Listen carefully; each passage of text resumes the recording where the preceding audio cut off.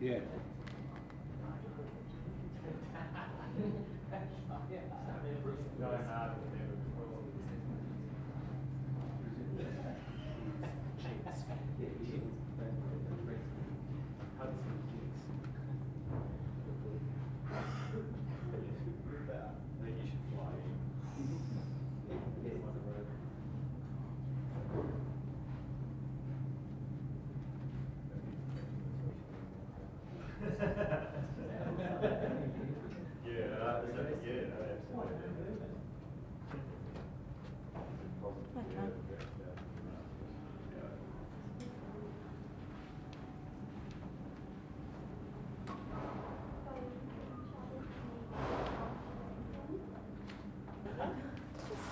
In that no-name one.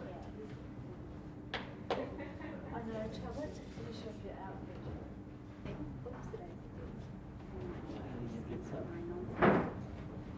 This is the no play Dan lead. Yeah. No, Julie's kindly picking up some things for me.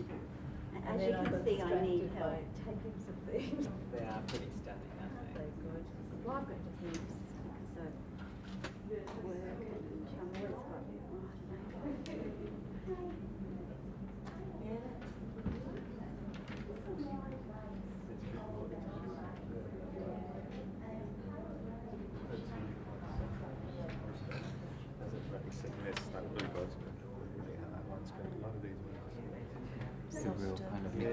But they had to do sort of things like this. Yeah, that sort of. Do you know what I mean? They're a bit more.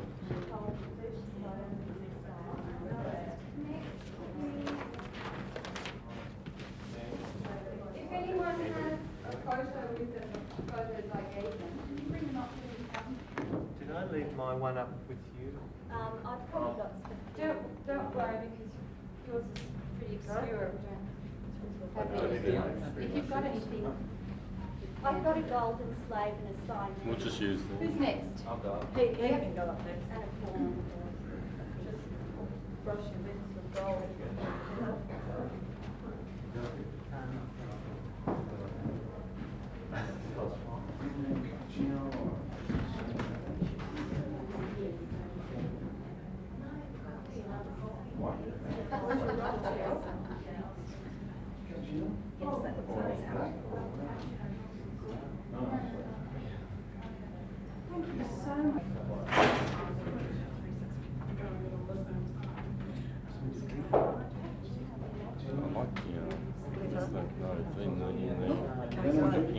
There you go.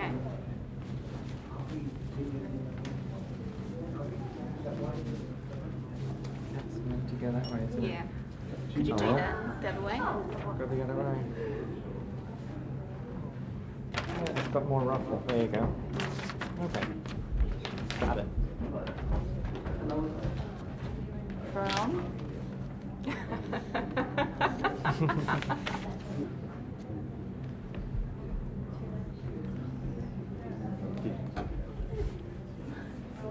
That's the tail. It should say it like. Coffee or soft drink? Me.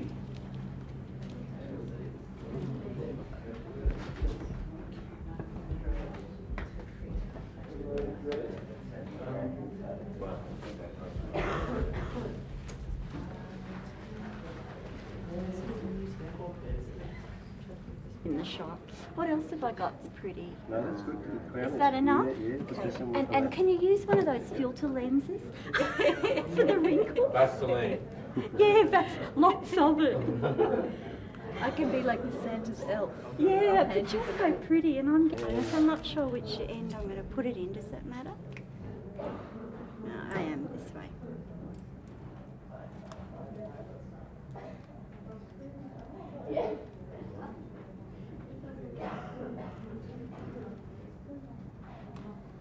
And who's the crown for?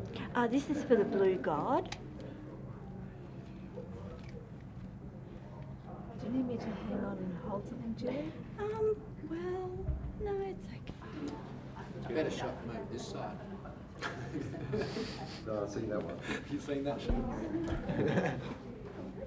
I think it's the wig that makes it.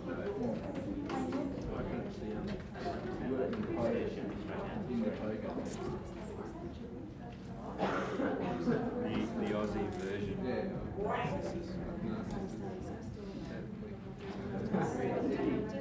Anyway, I better go catch up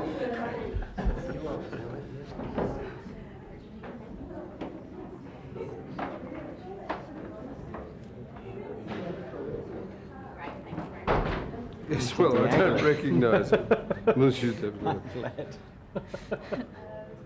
Pavlovich. Sergei Pavlovich. Looks good though. I've never read much about Diaghilev.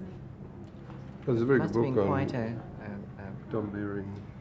clever British man, man. in, sort of to time things.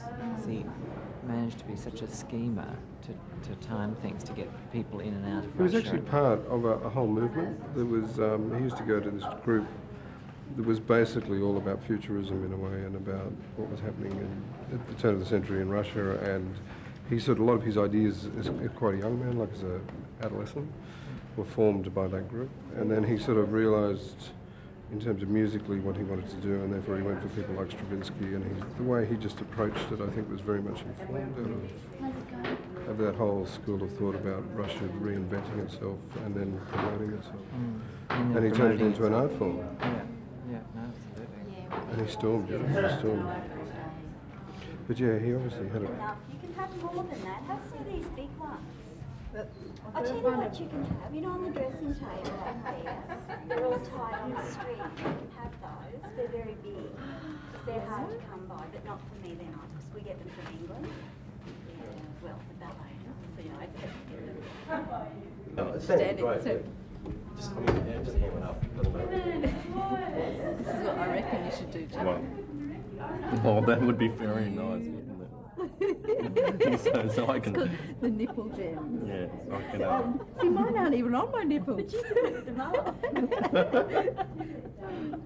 I think that's the look. Make handy for feeding. Now, oh, but there's even more special ones in here. Okay. You have the pointy ones. Oh, yeah. Only you. It matches the pointiness of these. Well, it does. Yeah. Just like No, that. I... One's like a beauty. Droopy nipples. Where are they? Well, wait on, you've got these flat sort of... And what we need is one of those, bad. you know, like a chain from one end to the other. And so they, oh, so you can in fact make them like Yeah, wobble. that's right. That's right. Yeah.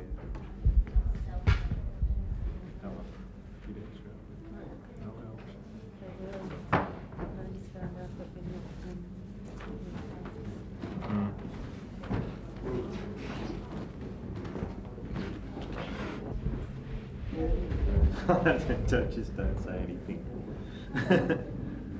I'm leaving mine down, okay?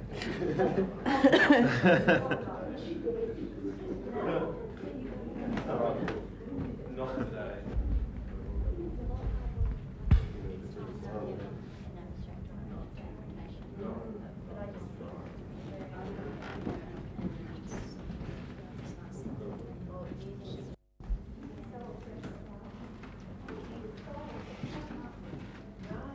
These always remind me of school.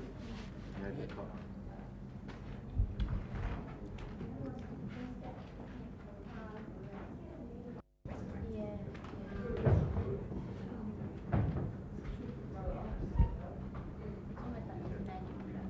Stop crying. They're collaborations. I mean, when Stephen jumped in and did put that I'm tempted to PCC.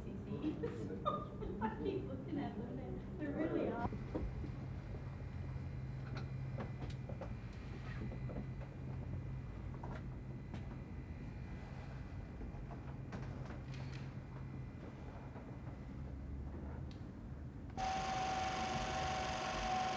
Yeah, it's good.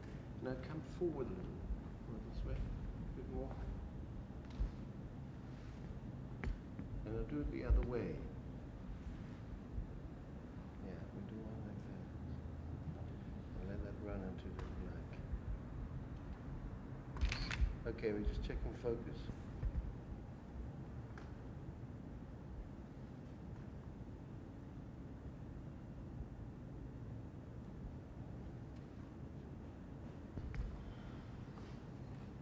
That's good, that's good.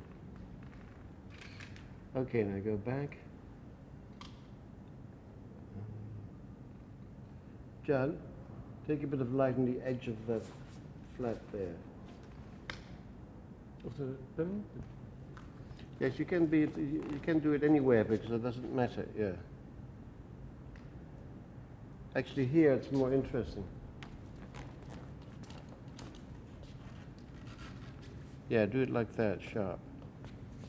You can hold it like that. Okay, here we go. Rolling in action.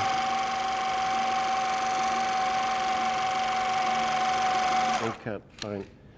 Now full length, Alida. We have to maybe bring her hair out a little bit for this one. Is that possible? Yep. Just take the band off and see what I happens. find this A bit very of grab frustrating Susan. telling Billy that that's what to do because I always want to show them. And with You can have a go. Now I'll break out all my legs. But with actors you can do this sometimes. Yeah. But with dancers, I've already become hideous dance master at times. But if you can do that,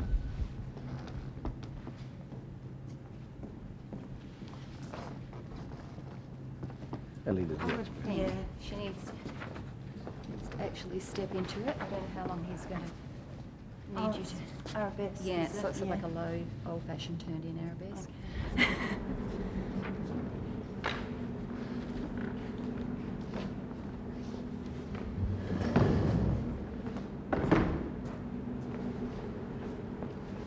Alida, what do you want to end up?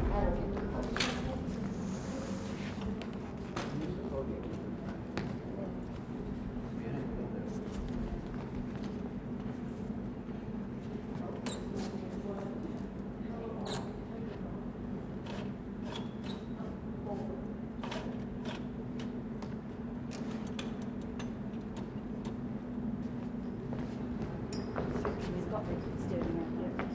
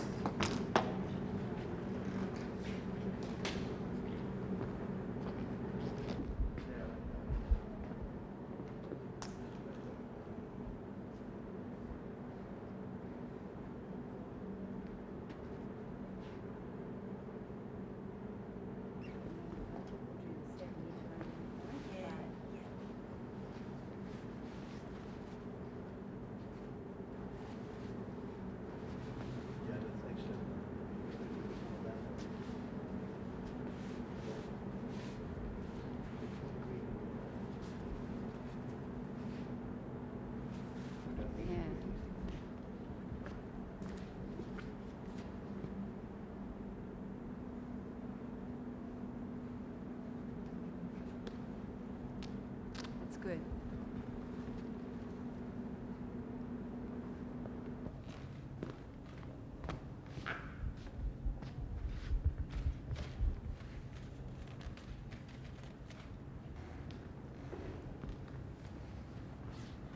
Okay. Okay, let's try it once. Action. Yeah.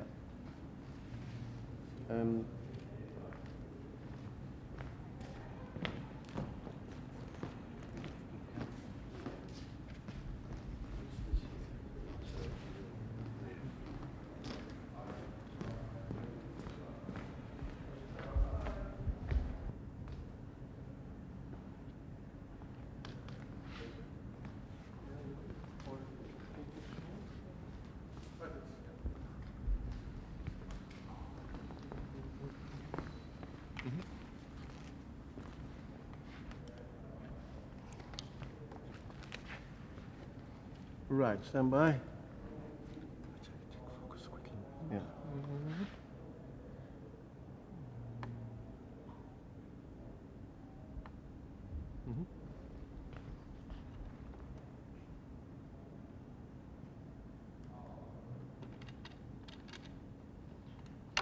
action. Do it once again.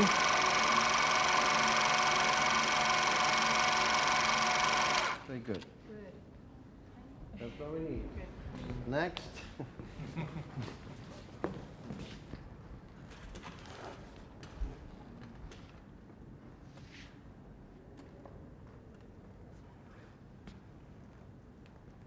Try to get more out of it. So there.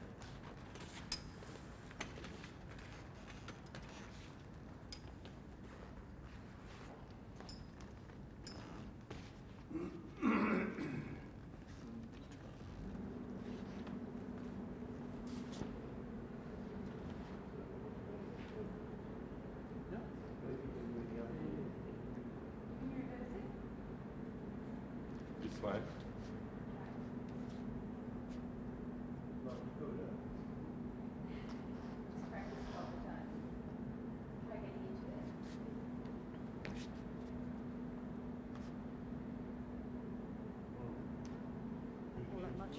Yeah, you move into that, yes.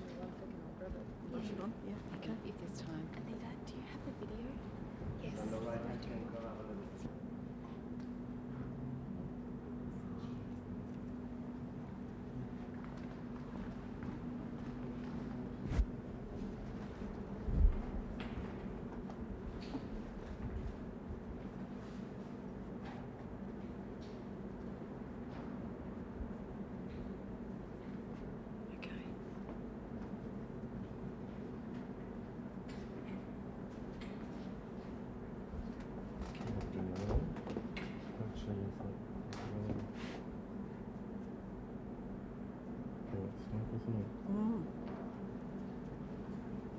Just give it a bit of a shimmer, you Yeah. know, if it picks up the light. Yeah. They're pretty, when you turn them out, they didn't have any on them.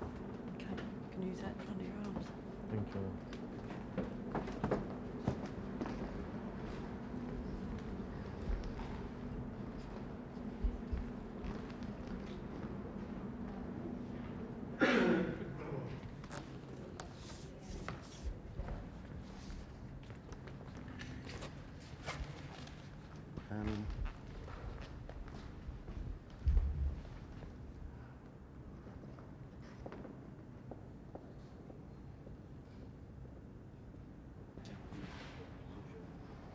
You can come a little bit forward just to get a hand in the light.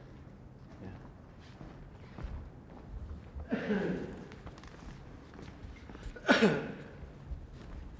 Okay, Hans. Yeah, that's perfect. It's going to do this fairly wide. And then we straight away do a tight one of the head and the hand.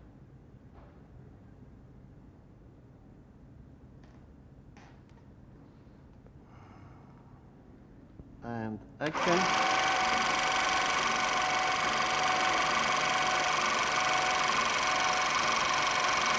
Hold it for a moment. I'm just going into the face now.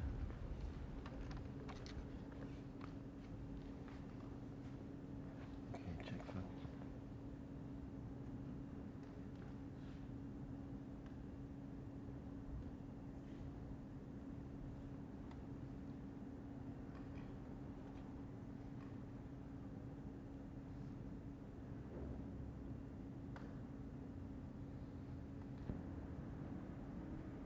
Here we go. Action.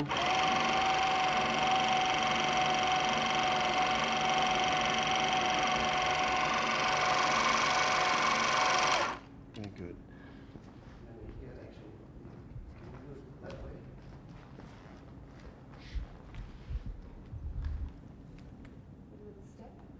You can actually take a step or two. Yeah. That's it.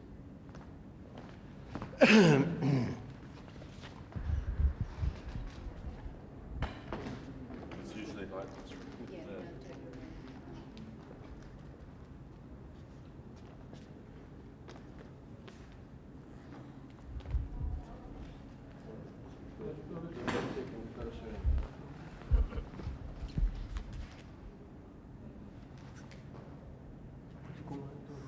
Yep. To finish permission there. We'll just start. You can start a bit closer. There. Now put the camera over here.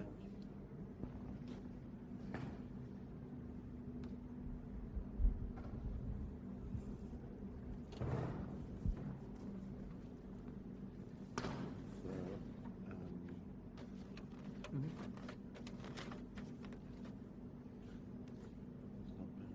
It's a bit off.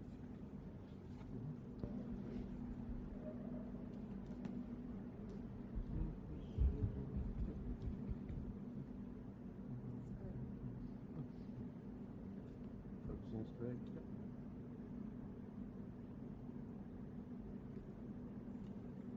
Okay, stand by and action. Very good. Could you do one more for the record?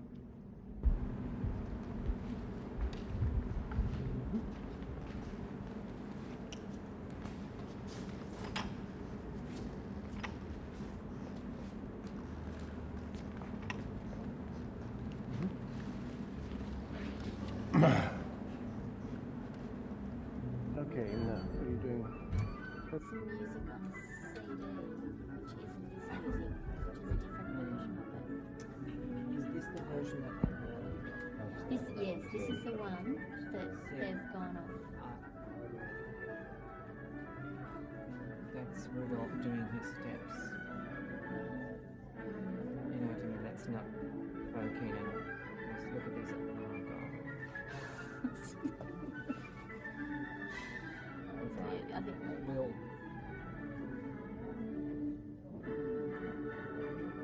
so. I reckon. I think I'll need a You know couple what of would be hours with really, it. you know what would be really useful is if I could, be good to have video of Sylphide. I tell you, there's for the vocabulary. I wonder who might have another version of this. With the I think we have an academic here because this is all Rudolph doing terrible things to Vicky. See, they would never have done that set of turns like that. The first thing is right. I mean, but it just, we can edit certain things out anyway. yeah. I think Bert wants you now, Petrushka. Oh, okay. Is there someone I can call? Can I ring them? Yes. Meg Denton. And you need a version of. Sylphie's in a version, as they might even have another version of Spectre.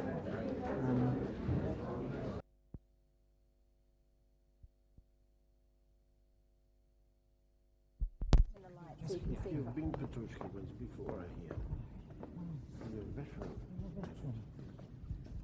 I was understudy from Alan Alda, who was very good. Yeah. You can sort of make that out, whatever those hands are doing. Okay. Okay, my head's that way. That's You have your copy. it's that way, isn't it? Doesn't matter, I'll tell them in a minute. You know those pages that you photocopied? That's great, and you can do it on the flat, because it'll just, the first one No, will it's just been made Yeah. up. So Yeah. think the same. Just give the heels a raise, just Yeah, a tiny just bit, for the just to get the. feeling. That's great. Okay. Yeah. So it's that way. That sort of. That's nice. Unless he thinks it puts too much shadow on your face, we'll let him decide. I can pull it back. Yeah, yeah.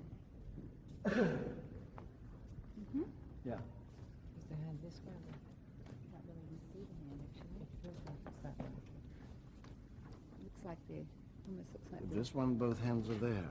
yeah, I think we're actually Both hands are. straight. Because I think in the pictures he's wearing black gloves, so it's impossible to see the I haven't got hands. my Both. glasses. I thought this was. What's Yeah. that? No, I think, both hands I think are they're here. both sort of down, Okay. Yeah, yeah. which makes it a little bit. This way. Because Yeah. it's very good for. Yeah, yeah. That's it. Because I haven't got my glasses, I thought that was his elbow. I just thought you knew more about the ballet than I did, Well- because you studied it. Yeah, but I No, thought that it was indeed Raphael. looks like it. Yeah, no, just both This, hands. yeah, Yeah. that's And the sort of Mm. floppy head. Yeah, that's great. It's already aimed. Yeah, and we can just move into that position. That's all. So we go over here.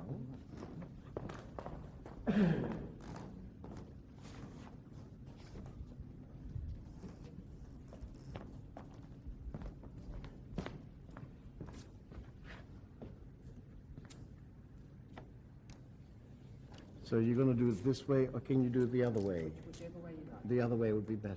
Yeah. Yeah.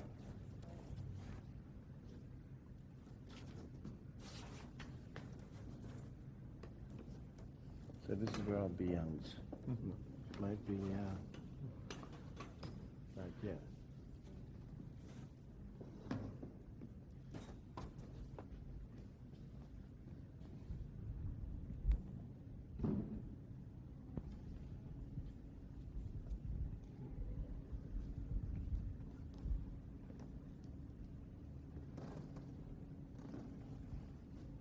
Mm-hmm.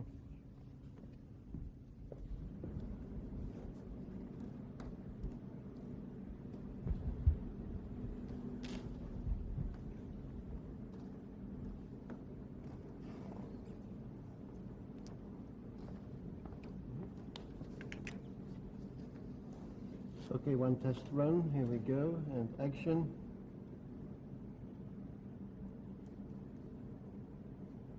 Yeah, that's correct. It's correct, isn't it, Leah? Yeah. Here.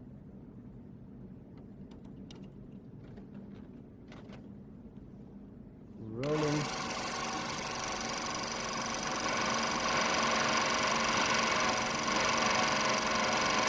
And cut. Let's do it one more. If you turn a little bit more towards the light, like that, yes. So, yeah. Yeah. Here we go.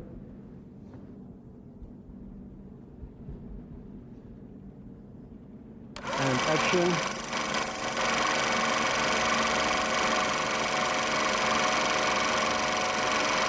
Right. Now the full length one.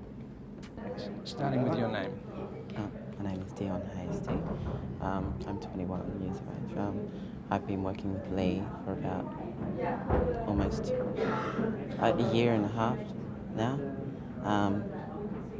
Yeah, I did my first big gig with them at the start of the year for the Adelaide Festival, Telstra Adelaide Festival, and that was my first big on-stage professional gig. So, yeah. Are you a king? I'm a god. I'm a blue god, obviously. Yeah. I'm not sure. I'm not exactly sure what the blue god, what his role is. But yeah, I just know that I'm blue. Are you enjoying it? So far, yeah. I mean, I keep sweating and I keep melting, like all the paint comes off, so I have to keep touching up and stuff. Can you show us what your pose is or what the movement is that you're doing in this? I have two poses. It's just so simple. One's just like that, and one's like I'm holding a flute.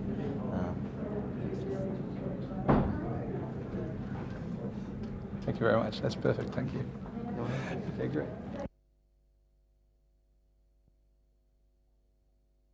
Costumes are based on the original designs of Leon Bakst, who designed the costumes that Nijinsky wore, and they were commissioned by Diaghilev. And the costumes are based on those designs, although in keeping with Paul Cox's style of film and the feel that I got from him about the film, they've been altered a little bit, but you can still see that they closely resemble the originals. Yeah, but just, yeah. The headdress here is modelled on the Una Truebridge bust of Nijinsky, instead of the headdress that he wore. And in this one it's braided and thatched, whereas in the other one it was like a wig with fake horns on it. So, and the ears have been worked separately in the makeup department and extended with modelling wax and then painted. And he even has a little tail. Absolutely. A little fur Basil tail. brush. Basil brush, that's right. Yes. So, It's interesting what you were saying about how there are certain things that have been modified. Yes. And like, for instance, with this actual piece here, Yeah. from one of the original photographs that we've had a look at, it sort of seemed to look like they were acorns or those sort of nuts found in those in that particular part of the forest in well, that's Europe and stuff, right. but we were unable to get that, so we've sort of made do with certain nuts and things found from the Australian bush. So, Tell us about the lips. the lips, blue. Yeah, I mean the colours are incredibly striking, but and it's been a bit of an ordeal getting made up for this particular character, because the character that I'm playing is the fawn from Afternoon of a Fawn, and it's taken roughly almost an hour from getting body painted to the first layers of the face to the last final details, and then of course we talked about the ears and stuff. So yeah, it's been almost an hour sitting in the chair getting ready for this particular character. And sandals, yeah, yeah, absolutely. Yeah, oh, where are the sandals from? they're actually? handmade by Right. me. Ah, So you need to be a jack of all trades, or a Yeah. Jill of all trades. yeah, yeah. But I mean, we've tried to be as authentic, haven't we, as possible Yeah, with that's the true. original drawings and photographs that we've seen. But they have, from the beginning, my brief has been to really to incorporate Paul's feeling and how he interprets things. So that's why things, you know, have a striking resemblance, but they're different. And that's been what I've tried to do. How different? How different? Well, it's very hard to say. I think it's very hard to put into words, but it's more the feeling that I've got from Paul, and not just from speaking to him about these, but from reading his autobiography. And I did a fair bit of research and got videos of a lot of his movies that I hadn't seen, just to get, you know, to feel that I knew him a little bit, and try and put his feeling and the way he felt about Nijinsky into the costumes. Yeah, so I hope it works. Oh, it has. It Hope has. so. It has. Like the other day, actual filming in there was this little section in the botanical gardens, and like seeing all of the nymphs before going in, they actually looked quite like how should I say? The costumes were really quite heavy looking, and especially the headdresses and stuff. But once they actually went into that part of the forest, and especially the way the light was filtering in from the morning, it just looked magic, didn't it? Yeah, It was fantastic. Beautiful, It was, Because with the nymphs, we've made them all metallic this time, and so they're in silver, gold, and coppers, and the wigs are silver, gold, copper, and then the great nymph has I think you'd call it a Loganberry coloured red wig, but we still have the little corkscrew curls that go right down to the knees. So, you know, and they're plaited, the whole crown is plaited, and the design is very similar, except they're metallic, and there's just little variations, but they're very obviously on those, along those lines. Is it? Oh, that's lovely. Yeah. I do actually. I do too. Okay. Are you asking to be? Great. Okay.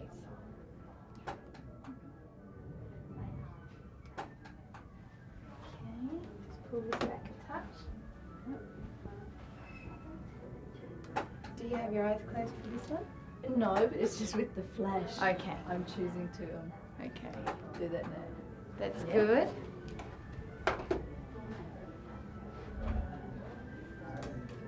Now.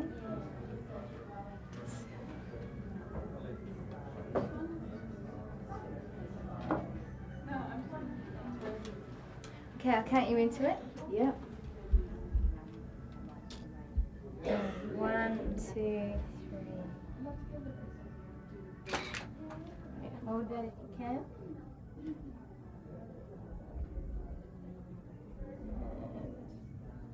Good. Okay, now what I'm going fabric in. So take 5. And when I say 5, I mean 5. My body moves there. That's okay. Alright, and on 3.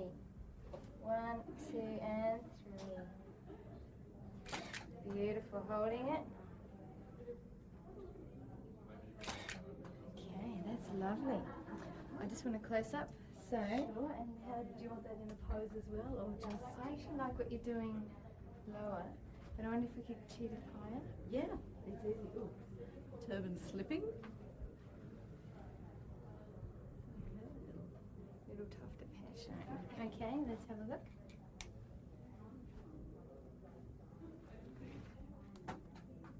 Good.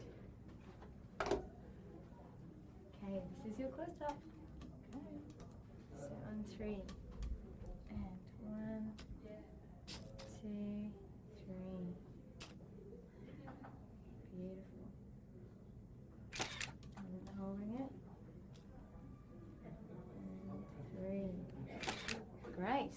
Thank you. I'm done. Thank you, Sam. Done. Thank you very much. Like saying, thank you, ball boys. Thank you, umpire. I don't do the sport thing, but I think I know what you mean. And okay, roll. You ready?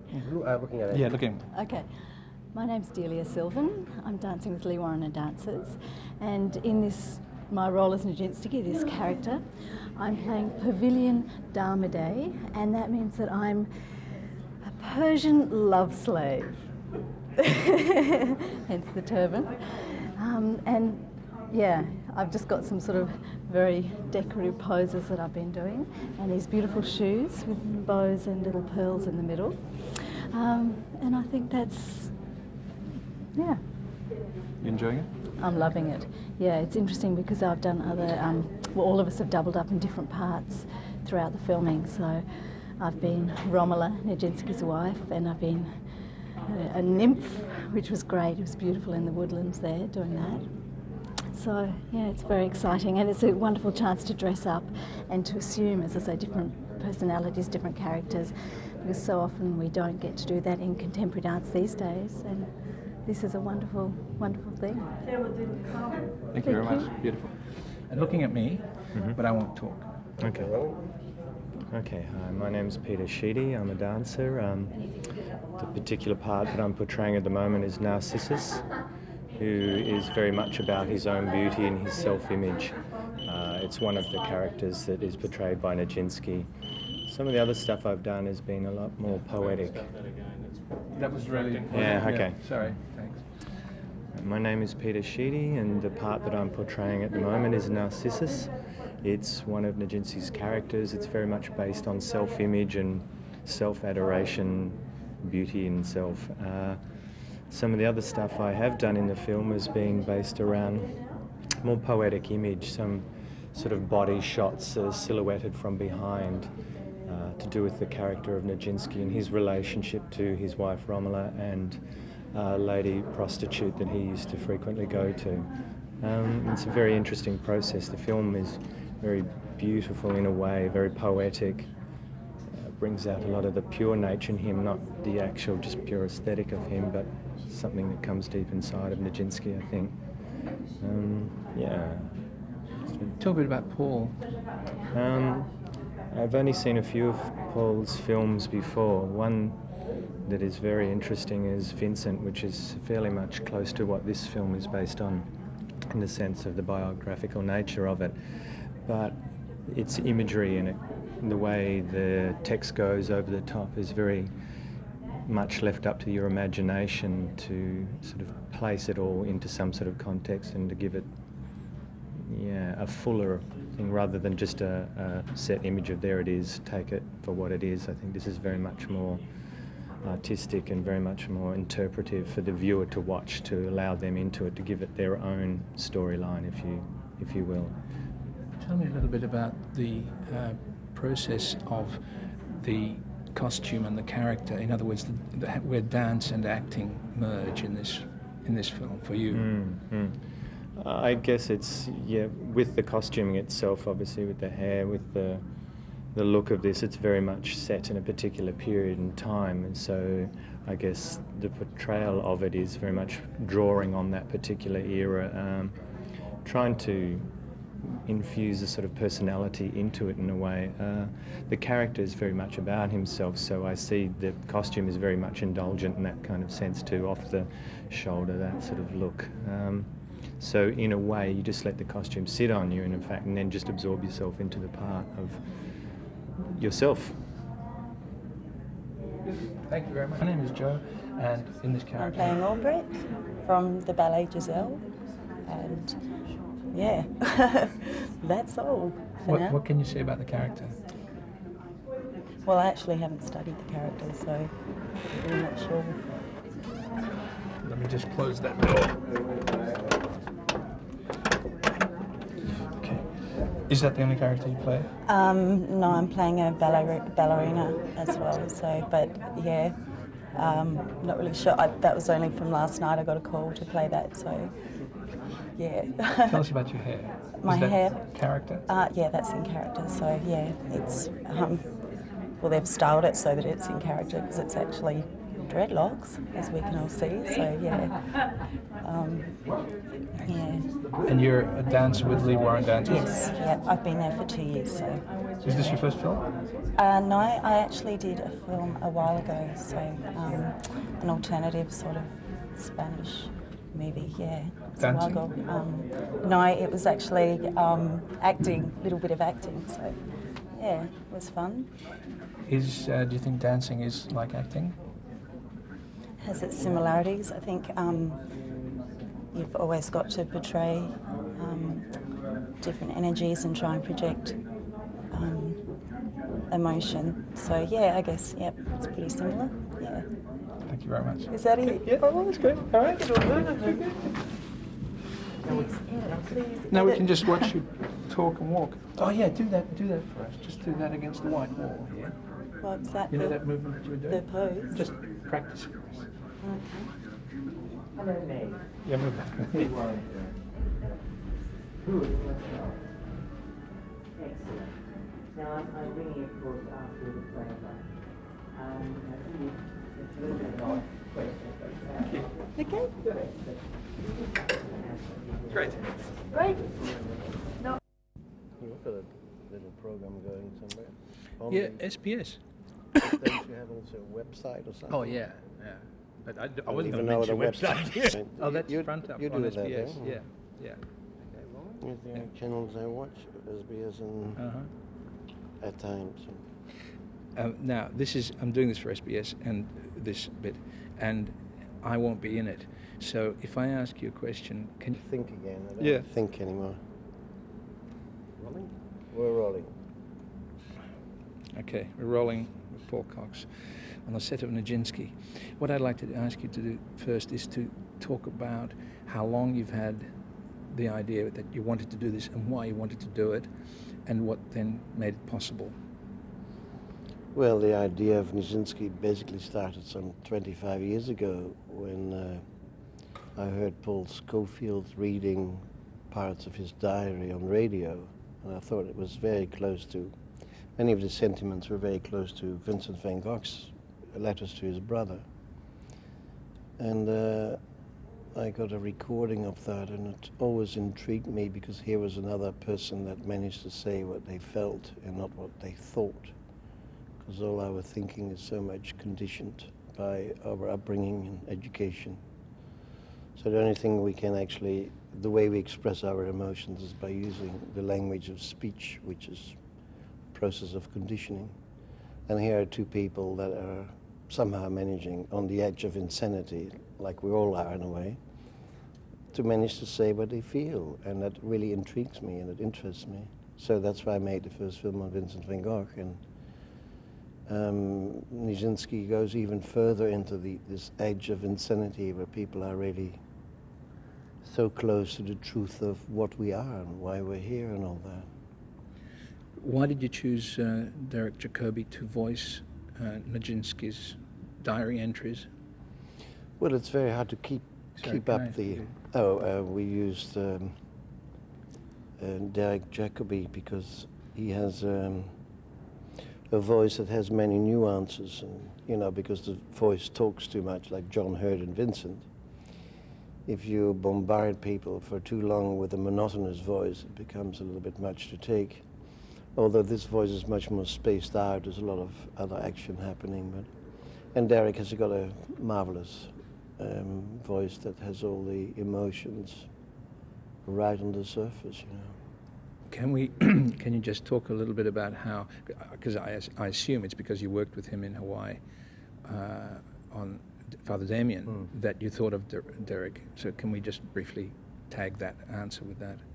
Well, I met Derek on the set of Father Damien, and we got on really very well and always decided to do something else. And he's also very funny.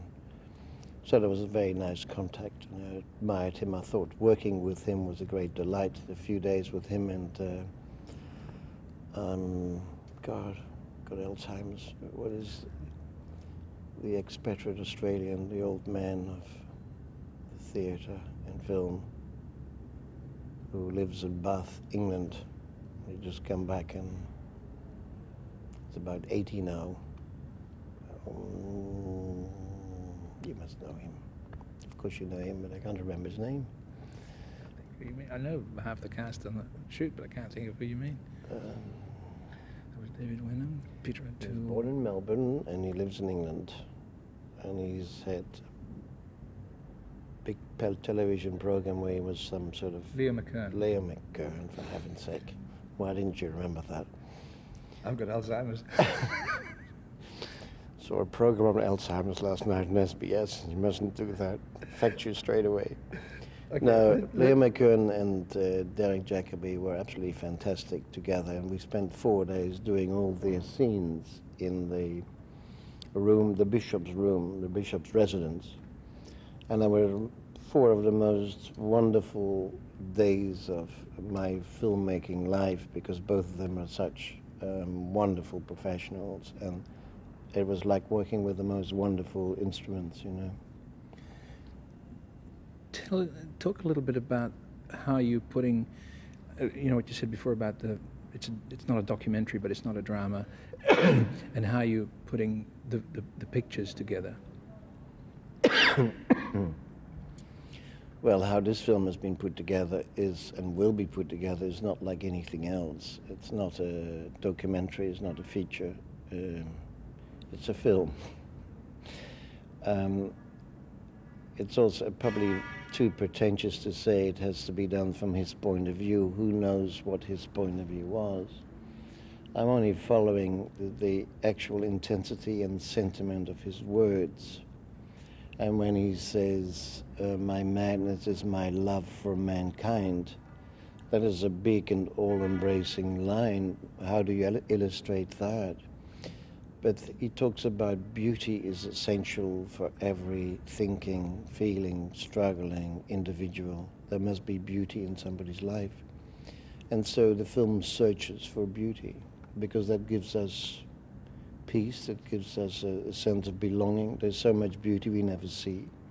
So he has the most wonderful things to say about beauty, and I explore that a little bit and exploit it, of course. But there are many other... you know, he says, I'm a dancer. You will understand me when you see me dance. It's not a film about the dance, but it must be a dancing film.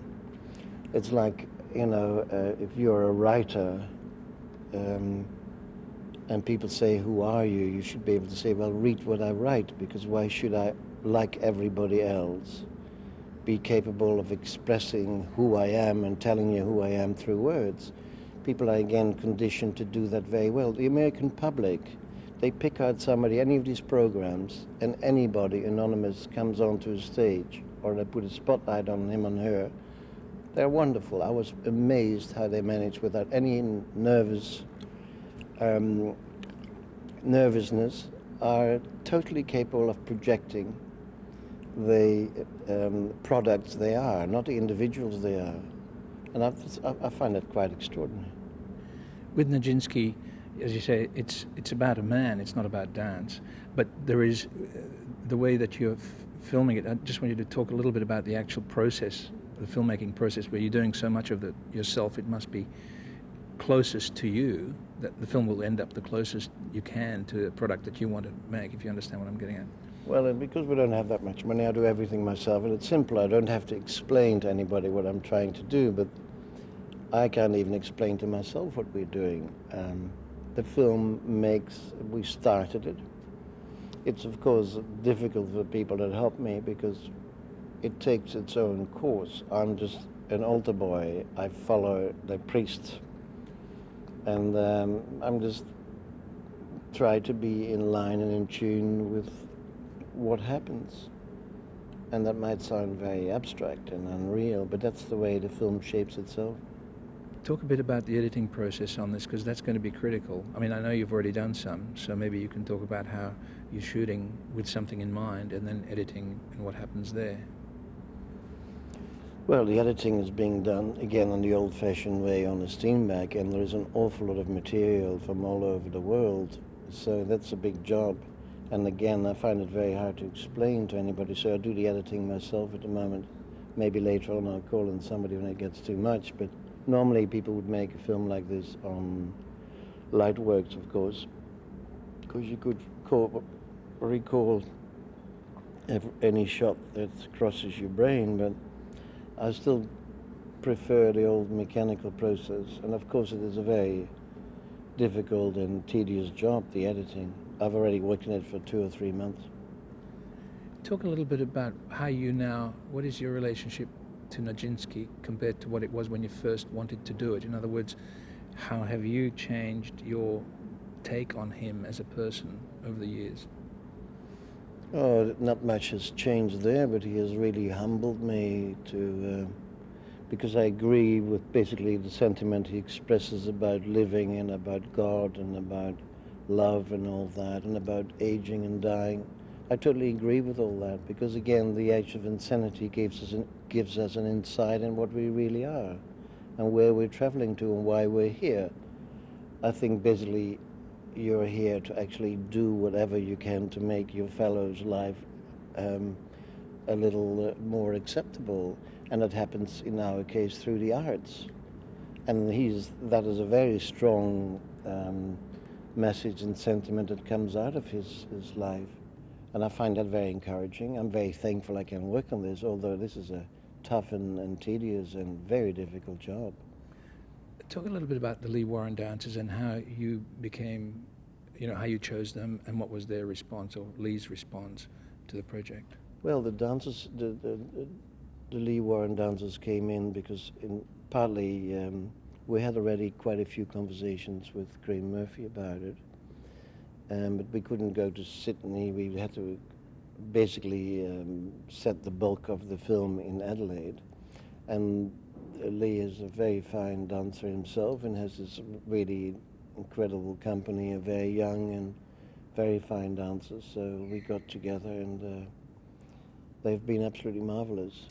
And so they're portraying, Nijinsky also was, well, he was a very masculine character, but he's being portrayed by many different, so all the dancers in one way, one in a while they play Nijinsky in one of his disguises, male or female. Let's talk a bit more about that. You were saying that there isn't one person playing Nijinsky, there's Derek Jacobi's voice. So can we just talk a little bit about who portrays, or how many people portray Nijinsky visually, and what the audience will perceive of that? Well, it'll be, of course, terribly odd when people ask you who is Nijinsky, and the only way I can answer is by saying, well, there's at least 25 different Nijinskys, sometimes male, sometimes female, because he was a man of many disguises and many different, even the photographs you see, that's a totally different character comes up. And I thought if you just cast one person to play Nijinsky, that's again the ego of somebody else comes in. Like with Vincent van Gogh, I didn't want anybody to play Vincent. It was all from his point of view. And then people might accuse me of putting my ego there. No, you never see me, and I'm only trying to do my best, thank you very much. But you still get attacked because of that. But I find it much safer and fairer to him to have him portrayed by many. About the music, are you able to talk about how the music will be used and where the music is coming from? Well, I always believe that when you start on a film, you must have your music in place, because everything is based upon music. It's the basis of all creativity. And so, but in this case, there is a lot of existing music that one has to use to give it a sense of authenticity. And that's Debussy and Weber and, there are quite a few established composers that you have to use, otherwise it would be ridiculous.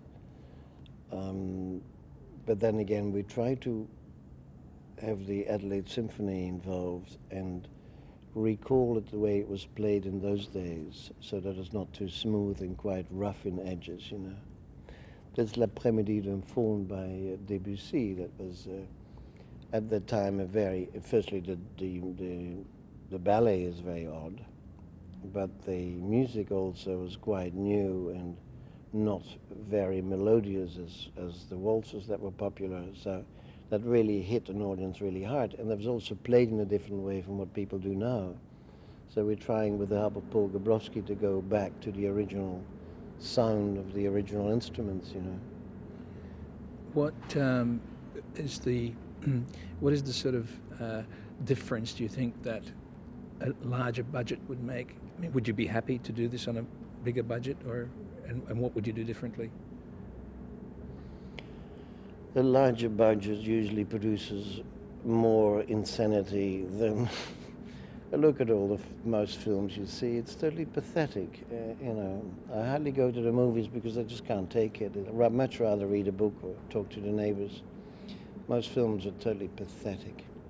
So on very large budget, I usually make films on the cocaine budget of any of the other films. So that is quite good enough for me. If you are dedicated and you know a little about what you're doing, you can do an awful lot for $1 million. I think if you had the right sort of money for this film, you probably would totally ruin it. There was another film made on Nijinsky some 20 years ago. Herbert Ross, I think, made a film, and they had quite a substantial budget. They had to wait until Romola Nijinsky's wife had died because there were so many problems with the script. And then they made a film for a substantial, large budget, and that was a total abortion, It's hopeless. So that didn't work. I can't guarantee on any level this will work for, 1/10 of that budget or 1/20 of that budget. But it is at least, if we fail, we haven't lost 20 million, but maybe 1 million. Do you envisage anyone criticizing what you've done with Nijinsky's image? Do you envisage that is there something in it, do you think that's controversial in any way about the memory of Nijinsky or the legend and so forth of Nijinsky? With a person like that, there will be many people claim to be experts on it. There will be a lot of academics that follow the thing. I hope I'm true to Nijinsky's spirit, that's all I'm aiming at. Criticism, I've had it all my life on everything, you cannot do anything at all, especially when you do it with a fair degree of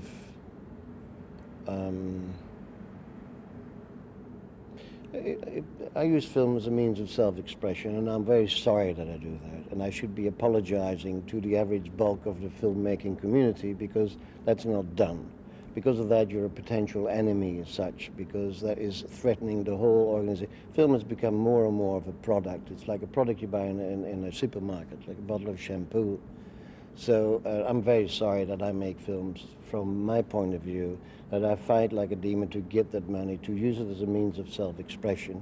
There are very few people actually can do it or have the audacity or the insanity to keep doing it. I should be doing something else, sweeping the streets or sitting somewhere, because it's insanity to do it like that. And people will not let you do it because it is directly related to money and entertainment and power and all that. I don't work like that at all. But I get an awful lot of shit thrown at me because of that. But you also get a lot of satisfaction out of it, don't you? I have no idea. I think satisfaction, I think that's another matter altogether. have no option. I've started this to do this, and I hope this is the last one for a while, because it gets a bit, I don't have much life left, you know, and it takes a lot out of you. One final question. In the overall package of making this film, I just want to touch on why you're in Adelaide and what other places you're going to shoot at. Well, we're simply in Adelaide because the South Australian Film Corporation, they have been very sympathetic to my type of filmmaking, which should have happened in my own home state before. So I usually make my films, finish my film, do a lot of work here. I also like working here because they're very good crews, it's not as expensive, and it's easy to get around. There's a variety of scenery and people that you can use. In that respect, I use Adelaide. It is also crazy to make a film on Nijinsky in Australia, of course, but that's where the bulk of the money came from. For the rest, there was a lot of countryside that he talks about and farms and stuff. I've shot a lot in Europe, and now going to Spain to do a bullfight. To do his funeral will also be set in Europe. I cannot do that, the exteriors, that would look too Australian. We've been to Russia. We're going all over the place. Actually give it a sense of that period. That's very important. And, you know, anytime you go outside, there's a lot of interiors that look very much like anywhere else on Earth, even in Adelaide. But outside it has to be done in Europe, so there'll be a lot of traveling. But there's always a very small crew, so if I had a normal crew with me, you couldn't afford what we do, and because I'm shooting it myself, it helps. Thank you very much. Cut. Rolling. What I'd like to ask you is to talk about how you came into the project, why you came into the project, and what are the things that excite you about it, which is, I guess, the same thing. How I came into the project was through, I'm with Music Arts Dance Films, and we were developing a series on directors actually doing a film on themselves. And we were looking for established high-profile directors in Australia, and we approached many, and Paul was one of the ones who responded. So we teed up with Paul to talk about the project, and the executive producer, Kevin Lucas, went down and met Paul in his studio, and Paul very quickly decided that he wasn't interested in that project and came up with this, slid this script across the table saying Nijinsky and said, you might like to be involved with this. And the script sort of did this circle and landed in front of Kevin, and he saw Nijinsky by Paul Cox and he said, yes, I think we can be involved in this. So that's how we became involved with the project. When you read the script, just talk about what was your response to it? What did you think about it? When I read the script, I felt incredibly moved. I felt it was a spiritual document and it had spiritual meaning for me in terms of love and kindness and feeling and humanity. And it was, to me, he was a man that lived in a time that was very brutal, and I felt that this was his time now, that all of us completely understand where he is now, but in those days no one understood him in that sense. And we, you know, as the world gets smaller and smaller, we do have this obligation to, as human beings, to, you know, pursue sacrifices and love and kindness for people, and he did at that time, and I think that's the meaning that this film has for me. When people ask you how to describe this film to them and they know nothing about it, how do you describe it to them? I describe it as it's the voice of Nijinsky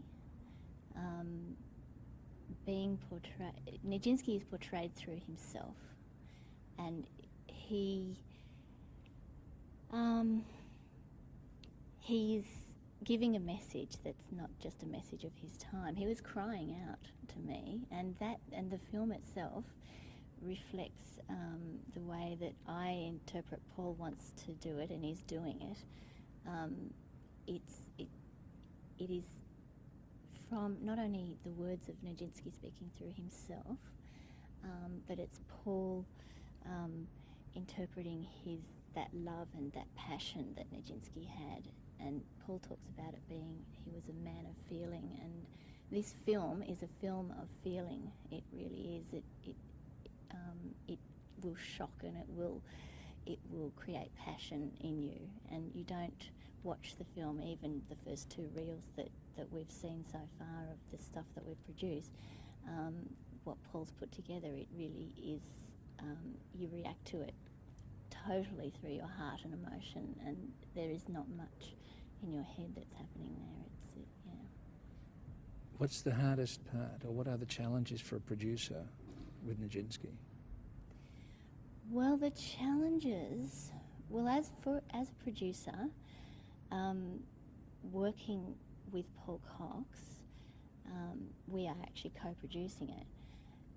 To me, I think it's one of the most wonderful things, because he and I, in terms of production, think very, very much alike, and in terms of being able to facilitate images onto the screen in a very low-key way, and the easiest and simplest way that you can, but making sure that all the money is going directly to the screen, and really it's not going into areas of great decadence, and I think Paul is so experienced in that area, so working with him, we work very, very well together in that sense, because we think alike in terms of production.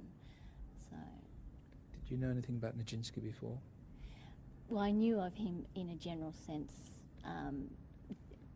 What I knew of Nijinsky was in a general sense, like the general population. He's a famous dancer, famous Russian dancer, that's what I knew. And so getting involved in the project, I've been involved with it since '97, and having read the script and working with Paul and seeing him develop it, although it was very developed by the time I came onto the scene, but seeing it develop into production, you get to know him as a dancer and an artist. Thank you very much. Thank you. When you're ready. You're rolling. Okay. What we'll do is, I just want to get you to talk about the involvement that you have. I mean, coming into a film about a dancer like Nijinsky, I just wanted to get your first reactions when this was proposed, and what you thought about Nijinsky and what you thought about Paul Cox. Being involved in a film that is about Nijinsky, I suppose, is every dancer's dream in a way. I mean, I don't know of a dancer who has not grown up knowing of this sort of legendary figure in dance.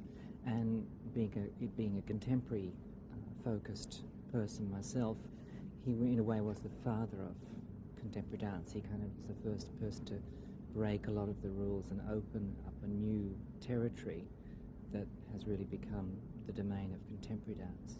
So he's a really important figure. So to be a small part of the many different facets of his personality, this one being Petrushka, is really a terrific experience.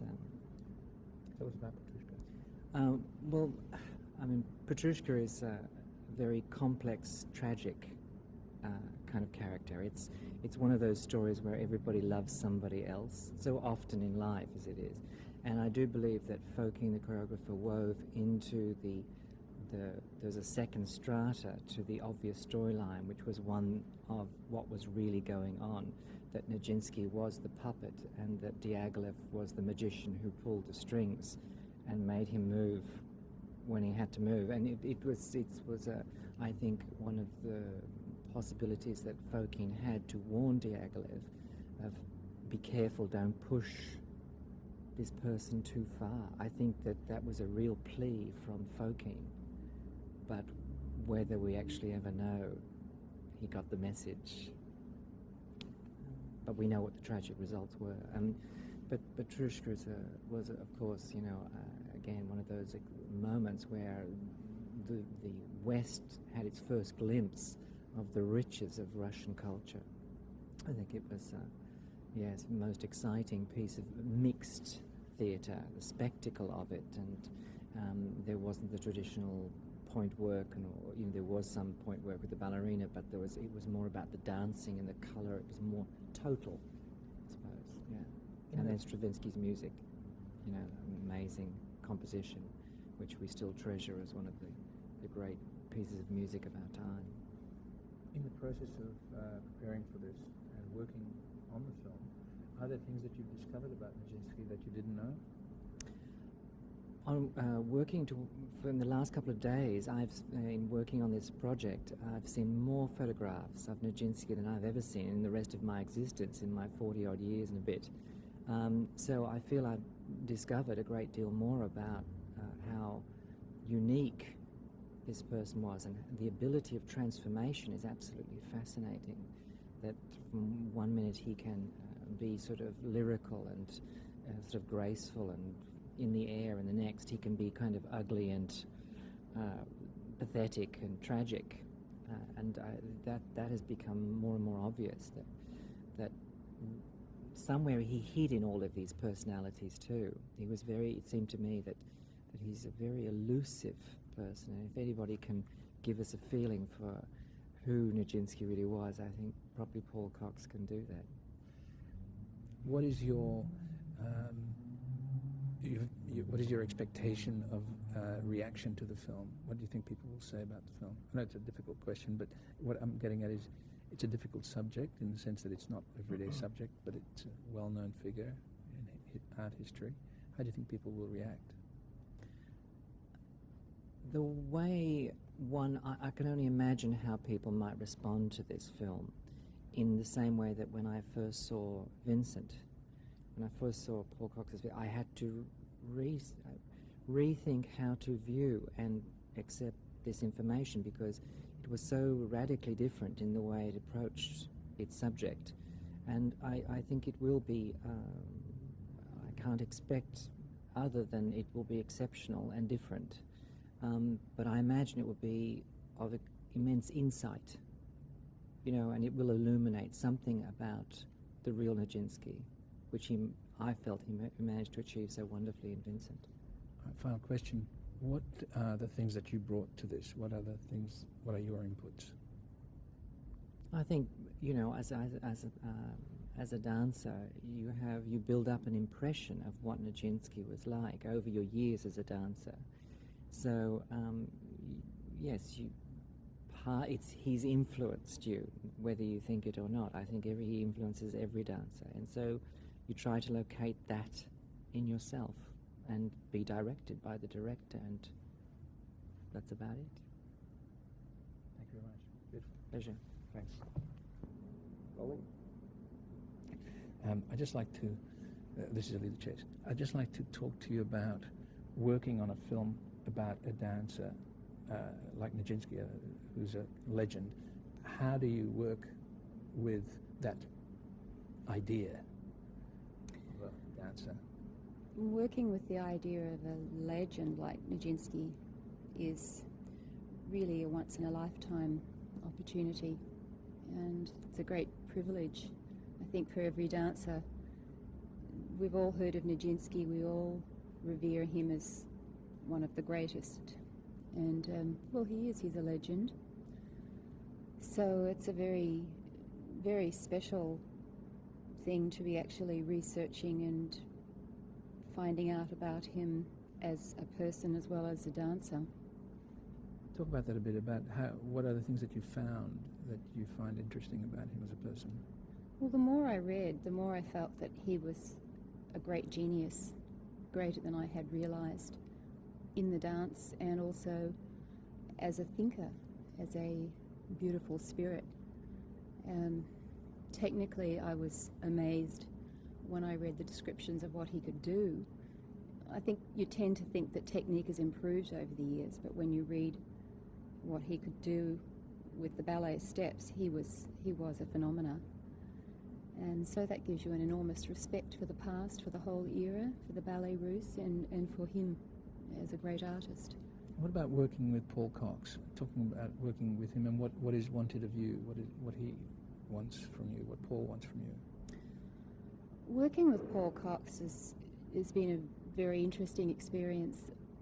Well, for one reason, because I've known Paul for about 23 years, and from the moment I first knew him, he talked about doing this film and wanted to do this film. He'd heard the diaries and was greatly moved. And he always loved dance. He was interested in dance, and we remained friends over the years. And so he has a great respect, actually, for the dance and for dancers. And I think that's the basis of this film, is his love and respect for the Nijinsky person and for the dancer. What about the specifics? I'm looking for something specific about what you were working on when we were shooting here on the stage before.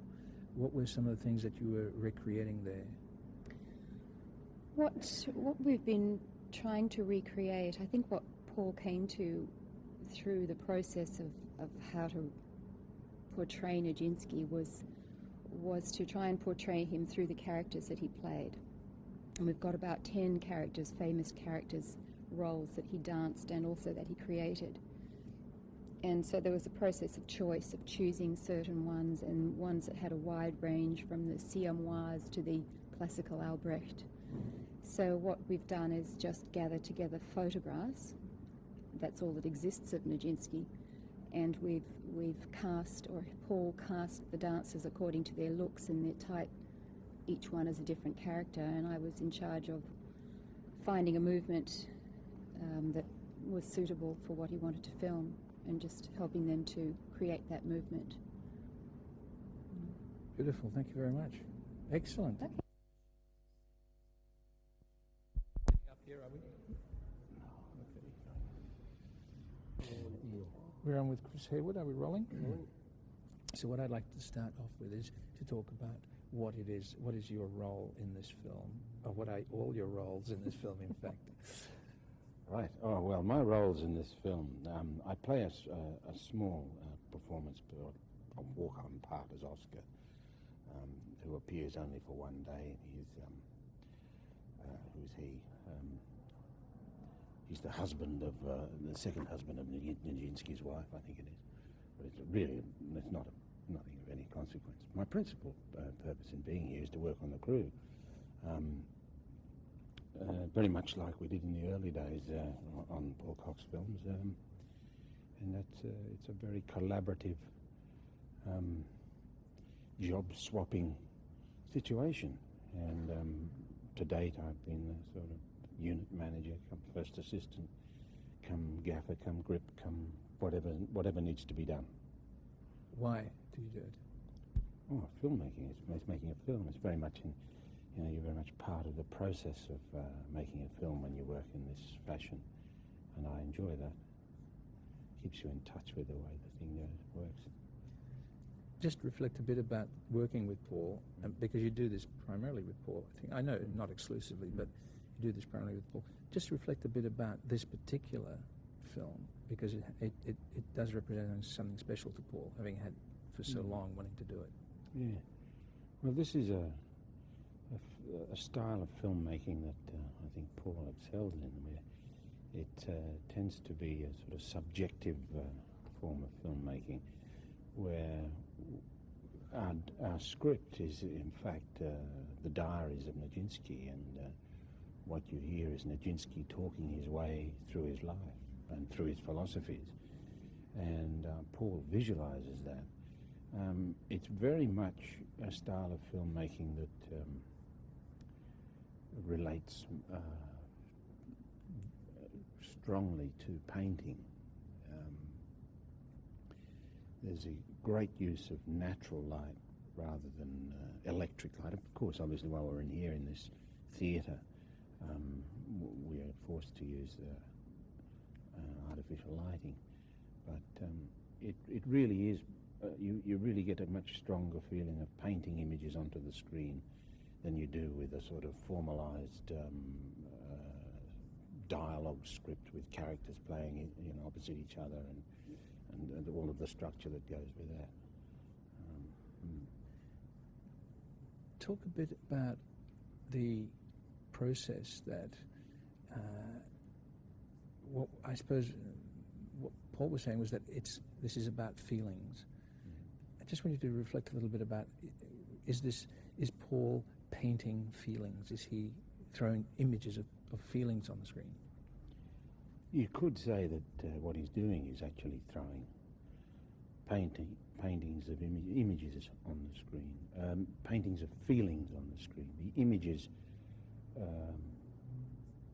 often don't directly relate to the words in the sense that they're not literally an image that relates to words. They portray more, I suppose, the feeling, the emotion.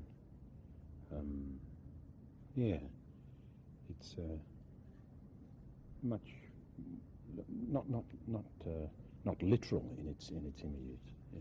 Let's put it this way: it's more visceral. It's more like a sense of understanding what the process of Nijinsky's mind is going through and how it might feel. It would be like how he felt bodily. You get the same thing. What you're doing with the images that appear in this is giving a feeling of his whole process, as it were. You get to feel how he felt. Yeah. Last question. Get you to repeat this if you wouldn't mind in your answer. Do you feel that you missed out in not having a dancing role? Oh, no, I wouldn't have been. I don't feel I've missed out in not having a dancing role, because it's been so enjoyable watching the dancers perform in this. It's an education. It's so beautiful. They tell the most fabulous stories through their movement. I mean, I'd love to have their skill and their ability, but no, it's been the most pleasurable shoot to be involved in, to have that opportunity to watch them working. Terrific. Thanks. Luke. So Music Arts Dance Films Raison d'Etre was set up to create interesting film collaborations with arts. It grew out of a relationship I'd sort of established in the international marketplace through this group called the IMZ, which basically represents all the arts broadcasters, distributors, producers around the world. And it's a very informal marketplace where people are able to create really interesting television programs, and they have, their philosophy is to create good cultural programming. So that's sort of how, in a way, we became involved in the world of Paul Cox. So if I can get you to draw you now on the nexus, the relationship between commerce and art, in your view, and perhaps related specifically to Nijinsky. Well, the commerce and the art in a project like this is, Nijinsky is a project of passion for Paul, and I think you have to instill that in anybody who becomes involved in the project. Obviously, there's some people who are looking at it more critically in terms of what is your deal and all this sort of thing. But, when you're talking to a broadcaster overseas, they're interested in, A, the subject, B, Cox, and C, that there's a commitment and a passion to do something brilliant here. And with that sort of package, it's not so hard to sell. Like Paul and I sat down in mid-97 to talk about a completely different project, which was about an autobiographical film that he would make about his life as a filmmaker. And as we sat there sifting through his past, what came out was that he had this huge obsession with Nijinsky. And, it was really from there, we started then talking about Nijinsky for many hours, and at the end of the meeting we sort of forgot about the other project, and he said, why don't you look at this? At that time, he'd been trying to finance Nijinsky as a feature, larger budget film that he was working with Seawolf Films, who was his traditional relationship in France. And at the time, Janine was very sick, and so that was sort of closing. And we had the resources to be able to do that. I said we could do this through television. We went, basically ZDF Arte was already in place as a feature film. We got SVT Drama involved in Sweden. We got the Netherlands involved. They came in as a documentary. Then we got, SBS also sort of joined in earlier. And they sort of looked at it as both documentary and feature in a way. And then Windstar Television will do the theatrical release in North America and represent the film internationally, they became the sort of other key partner. Then we joined the state of SAFC and the FFC. And so it was a good deal on one level. I mean, if you want to put it in the category of documentary, it was a fabulous deal. But it's still like, it's a project that is completely internalised. I mean, Paul, I'm sure, has talked about this, but the internalisation of this film and Paul, what he went through to make Vincent, is only intensified in going through and making this. And somehow there's, the commerce is only about convincing people that it's a wonderful film to make, and it will find a market. In your role as executive producer, until people meet you, they might imagine a suit. What's your suit? A suit, what they call a suit? Well, Music Outstanding Films is made up of, basically there's three producers. There's Anya Whitehead, Paul Humphries and myself. Anya and I are sort of partners in marriage as well as in production. And my role, because I have the international context, tends to be to bring that finance into place. I mean, apart from that, I'm also a writer-director within that structure as well. So we approach everything as a genuine, a project has to completely absorb us in some way for us to bother to get involved with it. And I mean, it's been fantastic working with Paul. I mean, we've learned a lot about, I've always admired his filmmaking skill, and I've always admired what he's gone about to do, because to have a mature film industry, you need Paul Coxes around, because he's making low-budget feature films in an ensemble way, and they find a marketplace. And if we can't somehow preserve that, if we only have to look at the new, we haven't got an industry. And, to have the American sort of fascination, fine. But, the arts and the cultural programming tends to come through Europe more. And there's some great relationships there to be made. But, you have to have the filmmakers. You have to encourage that process. And Paul's, he exemplifies that to me. I'd like to draw you again a bit more on this issue. I'd like to have your views on why art and commerce, well, let me put it this way. I'll put an editorial point here. Okay, my view is that they're not exclusive. And I'd like to ask you what you think, how you think, where a film like this shows that they're not exclusive. Because people are willing to give you money to make it, and people are willing to give you serious money internationally, not as investors, but as buyers up front, to make a film like this. They see that this is invaluable. They see that this is worth preserving. They see that this is worth exploring. And if you can't have that as part of your general media, then the media becomes, it's a crass, commercialised, packaged, very indulgent sort of form. People actually argue that commerce sort of is, non-indulgent. I disagree. I think that commerce is totally indulgent. People running around wanking and sort of pretending that, we've got the hottest star and we've got the hottest script and we're just going to make a bucket of money. Okay, that's fine. That's their prerogative. But to not think that that's not indulgent, and that to go and make an arts film is just ludicrous.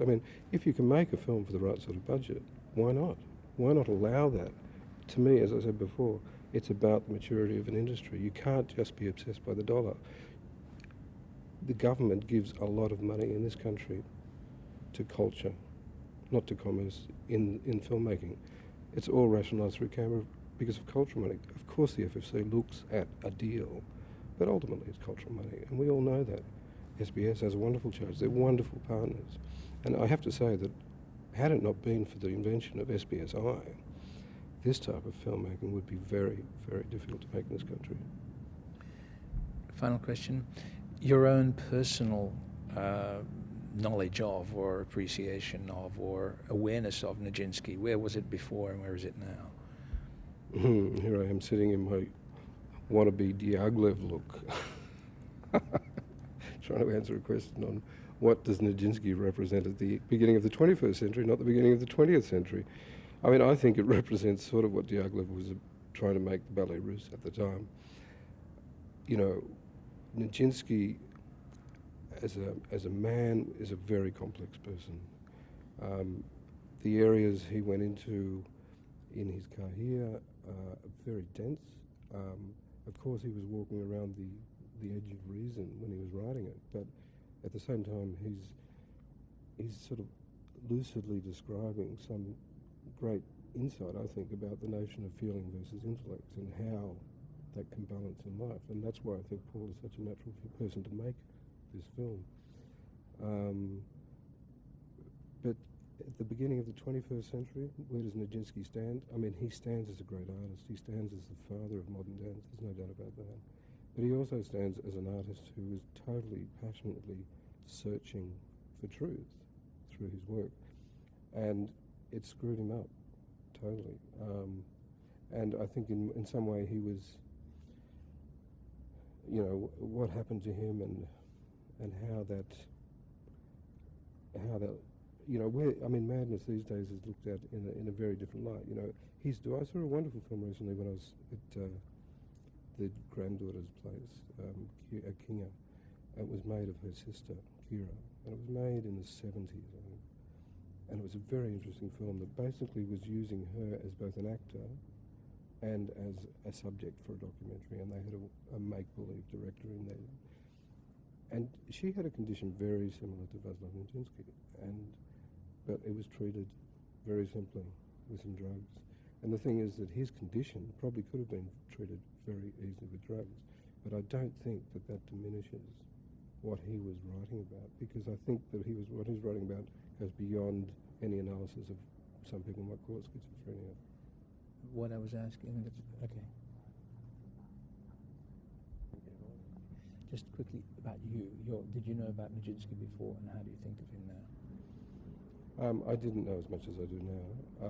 I think as a man, he's taught me a lot in terms of trusting instinct.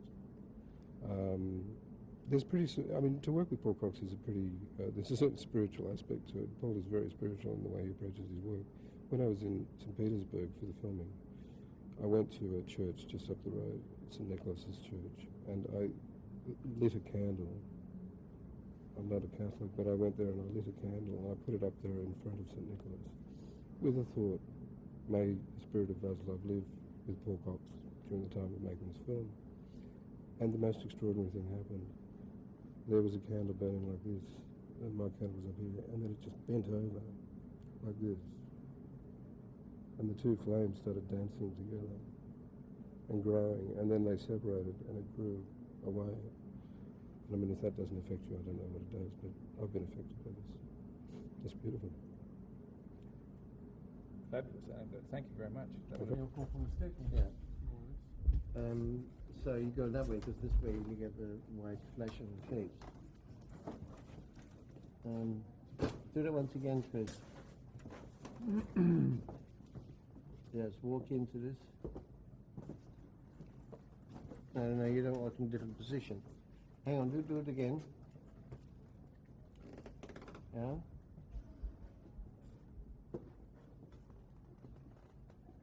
No. Oh, no, I just did it in reverse. Okay, forward. Okay, Judd, you have to be there then.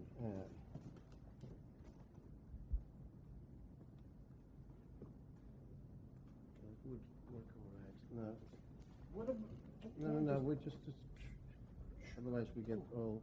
Just do it once again. Judd, you have to be right in there when he disappears, so you take over his image. So I'm hidden as soon as he comes. So Chris, you also come from there. From here? Yeah. Should we be out of You shot? should be out of frame. You should not be able to see the camera. Well, from the staircase. Yeah, well, it doesn't matter because that would make it even more. Okay, there you go.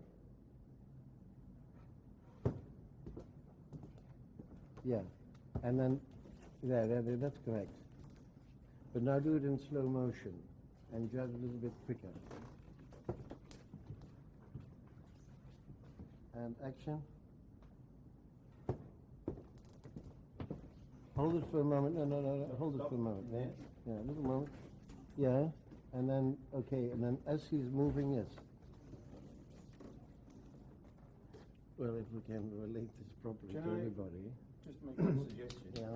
Because if we reverse it so that the characters enter from here and they come into the shot here, right? And as they back here, we get this into black here, and so that they just disappear into black. Do it one. Okay. So instead of, so right. So I enter when I get to about there. Then you come in. Okay. So I come in. Boom. I'm going back. Now I'm going into black, and that character comes in. No, it's not really that much. You go into black anyway, there's hardly any exposure here. Oh. So. And then try it once again.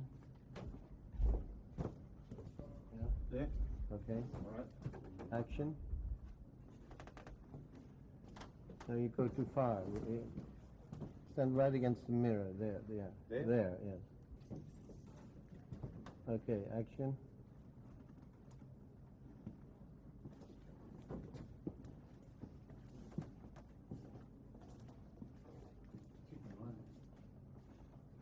Say how to make that flow. It's going to be a continuous flow. The actual idea is you come from here to the way fine. Yeah. So. But if we stay in line. No, it's messy because it gives bits and pieces. This is much clearer. So have a look through it. You can also check it through the camera. So go and stand over there for me. Okay, Chris again.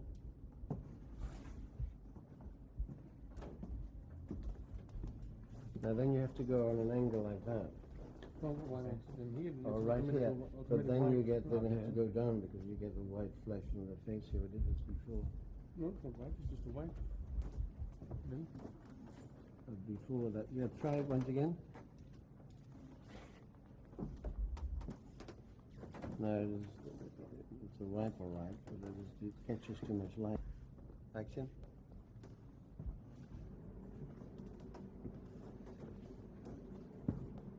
Well, if he's there straight away, then it'll work. But you really have to rehearse it a few times and get the size of the people. If they go up in length, you've got to put them in order so they go down like that.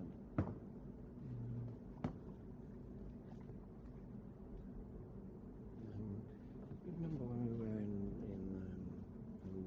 Antwerp, and we had this boy going to the mirror, and then his face was taken over. That was very interesting. That really worked. How do we do that again? Because that was a really interesting thing.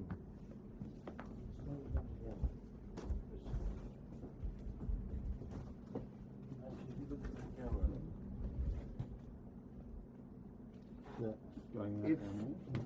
If he goes, for instance, that's the distance. He goes in there. You can't see me, but I'm still now. And he keeps that distance. So if you have your hand on the back of the person in front of you, or at least the distance you have, because that should be exactly the same, and it should flow. Now, let's try this again with Chris going that way.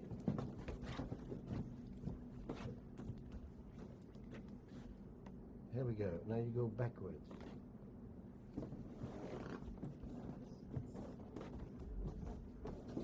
How's that, Hans? It's too much. This gets too busy here. Yeah. What happens if they line up, though, or the images line up, so that as each new one comes in, it's masking the images behind it? You never get this. You would. Dancers would do that. Yeah, but you still don't achieve anything. It's the idea that one merges into the next and taking over the image. That's all. And maybe it should just be a bit. If you do it very tight in the mirror. Let's try this now, very tight in the mirror. And keep...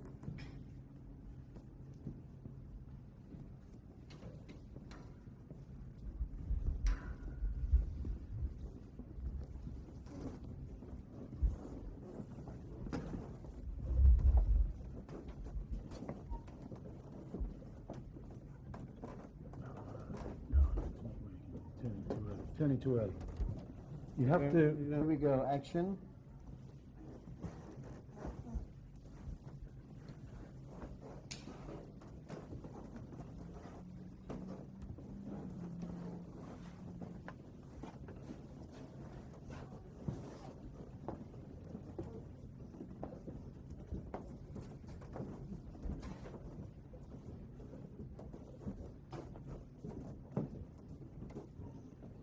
Yeah, that works well.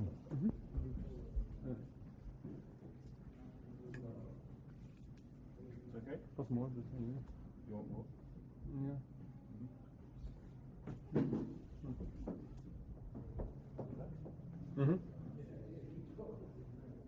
This is 5/6.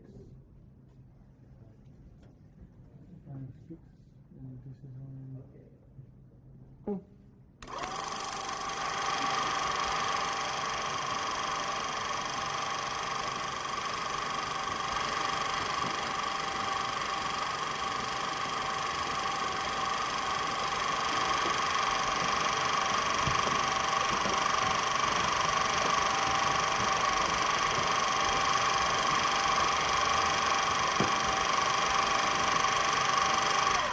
So good.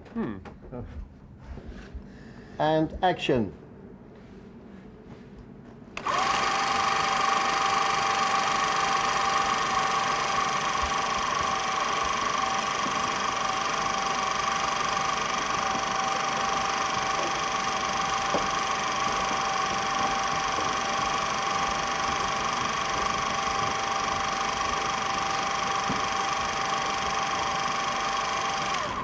Perfect. Thank you very much. That's good. Take a little break, cup of tea. We just set up one more thing here.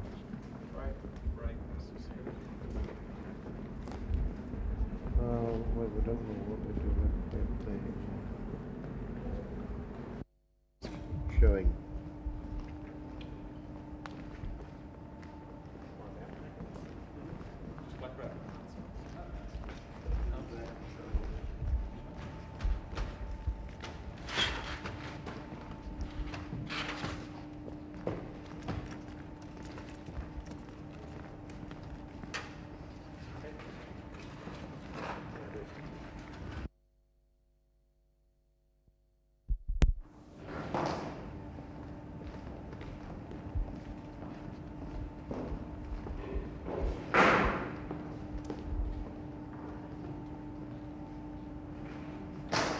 Kevin? Yeah. Put on the coat and the hat. Can I give you something to smoke here? Give us a go. No. Paul, do you want to get rid of this little top?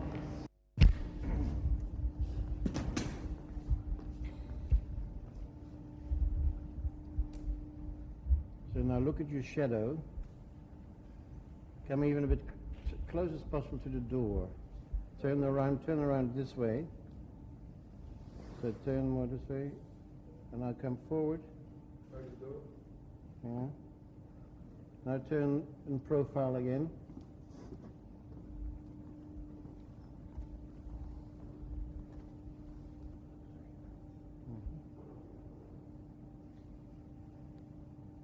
This way. Yeah. And I'm back again the other way. No, stay where you are. Stay where you are. That's good, yeah. Okay, we'll do this. Take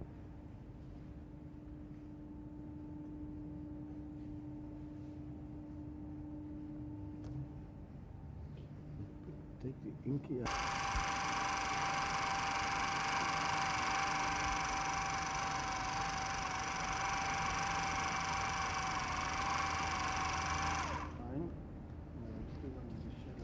As you see distinctly the hat, you might have to turn a bit more. Yeah, with your shoulders also. What? You want to see more of his face? No, I'm not showing his face now. It's just a shadow. That blue shadow, you wouldn't see that blue shadow. Yeah, you should see.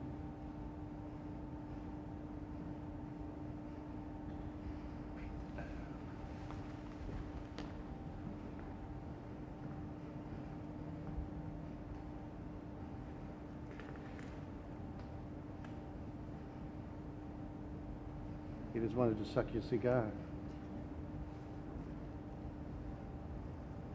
Okay?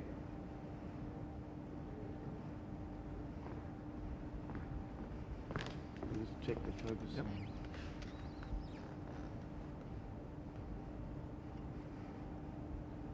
Only shadow.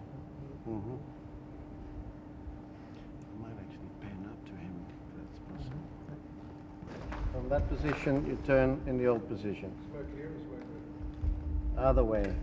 Smoke here? Just keep smoking. Yeah, that's good.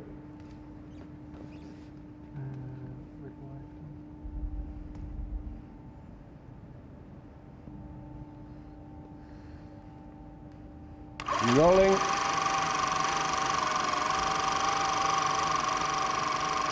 Turn your head.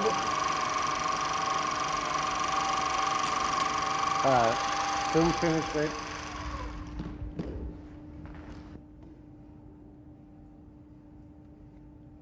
Rolling. And turn. And going up.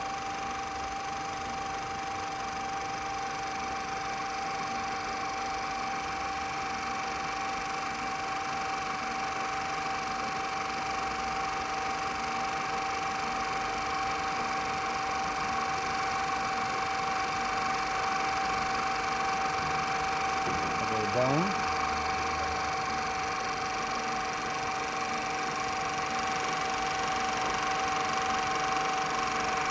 A cut, so good. Now we'll do the other one. Can we just have two people? Okay, Alida, action and the fence.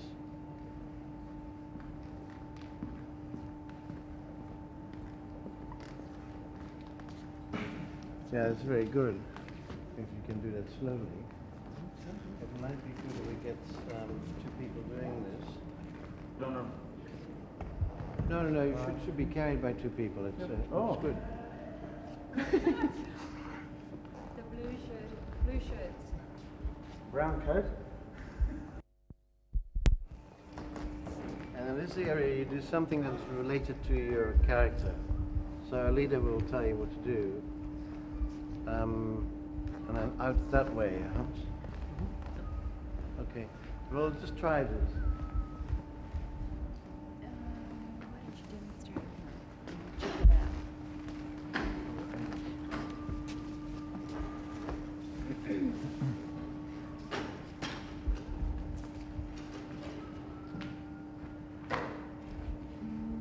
3 movements might be too many.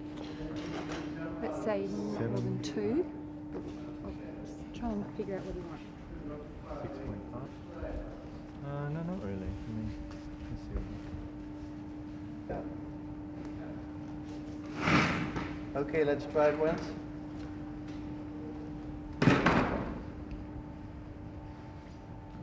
Yeah, that's good. We can't do them all separately because you can fix that in. Yes, the camera doesn't know. The clown first, that looked good. Here we are. You come in frame, so come from there. A bit further back. There. Hans, how's the focusing?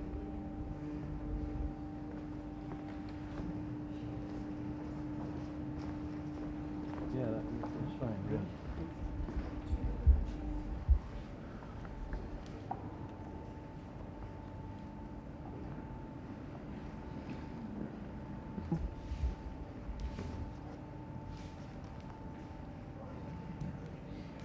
Good. Okay, we'll shoot that.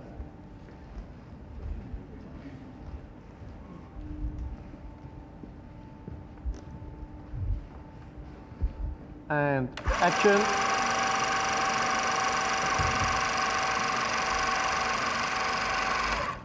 Next.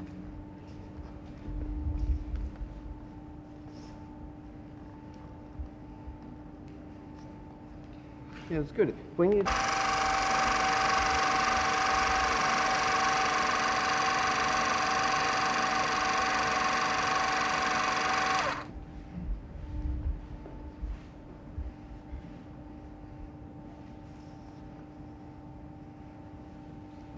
very good. Yeah.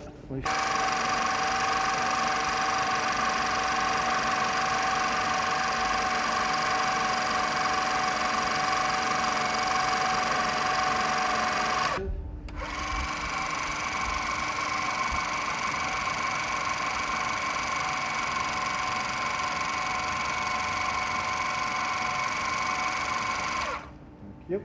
Next.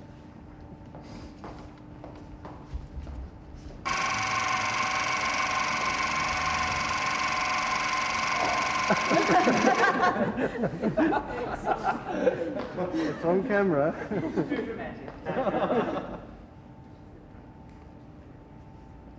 Shove it on,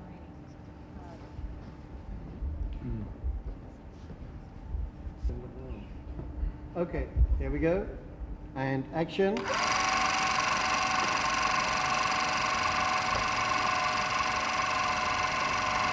Very good. Can we do one more, Lee, and then we do it with the fence going past? Oh, sorry.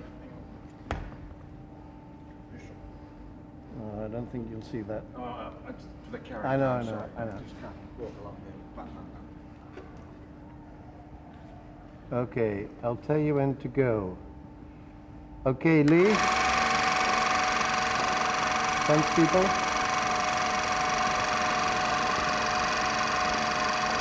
It was on when you're still in the light there. Okay. It's okay if I add another movement? Yeah. Here we go, and action. Fence.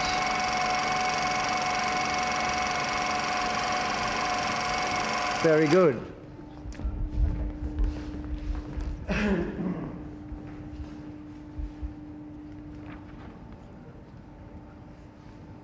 Okay, and action.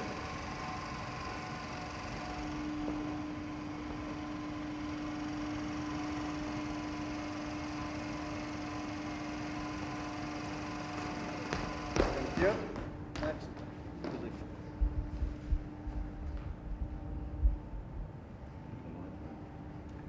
It's very nice. When you do the posts, try to stay in the middle of the light there. There. You come forward.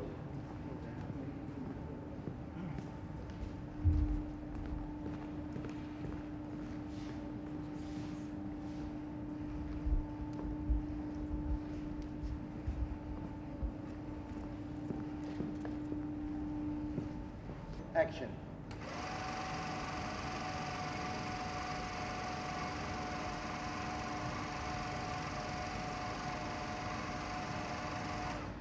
Next. Thank you. Run.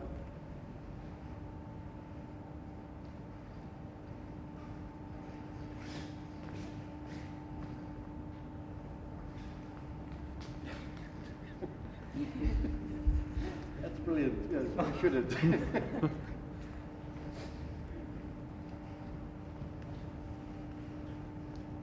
And stand by. Rolling action.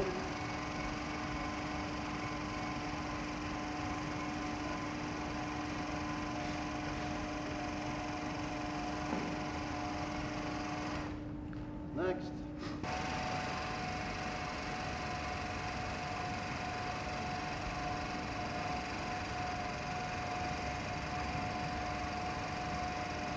So put the camera here, Hans.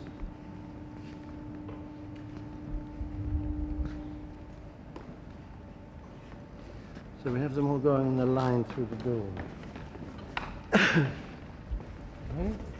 Yeah.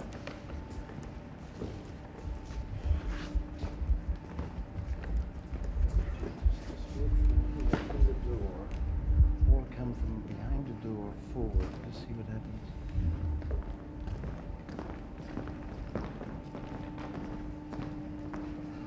The fences come from here.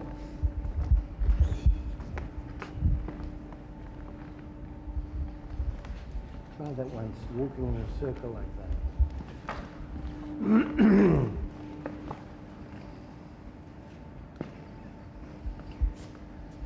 Okay, yes, action.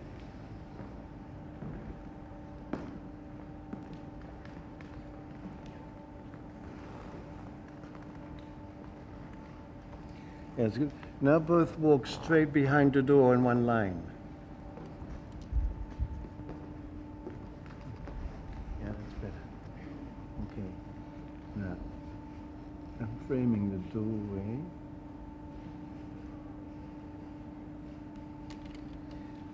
That's correct. Now, if we have everybody in line again, the same line we had before,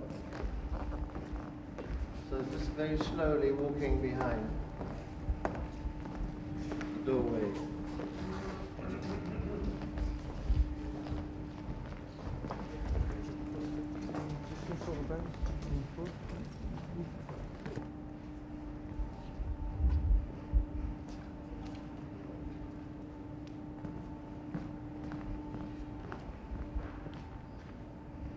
Action.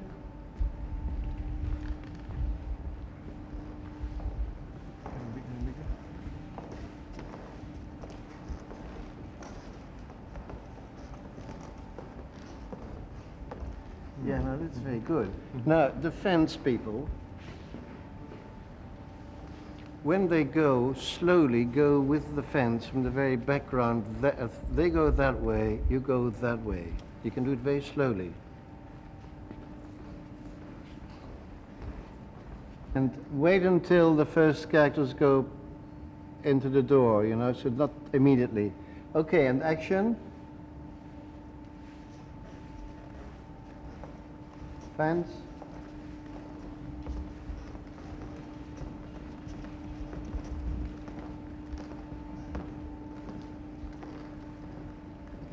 Yeah, it's very good with the fence. You can go slower. You don't have any black fence. Fence. Slowly, fence very slowly.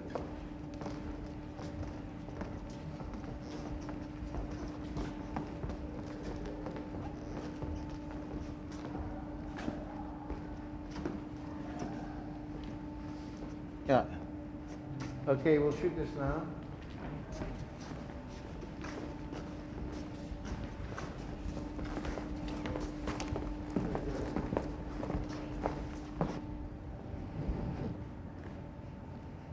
And action.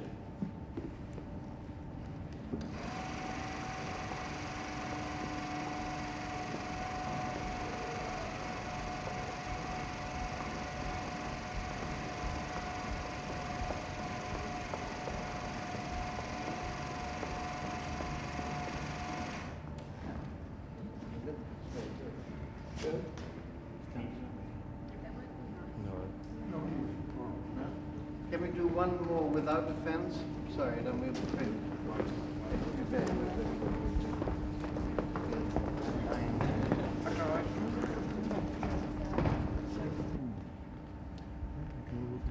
Yeah. Whilst passing slowly, you can all glance and look at the camera.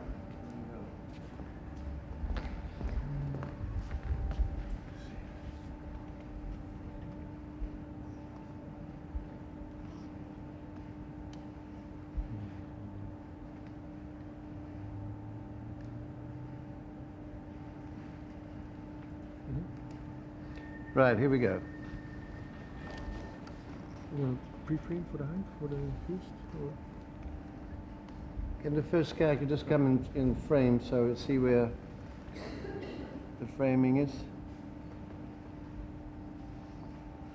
Yeah. Okay. You can go quite slowly. And you can be very close together, actually. So you can all start moving when she moves. But do it slowly.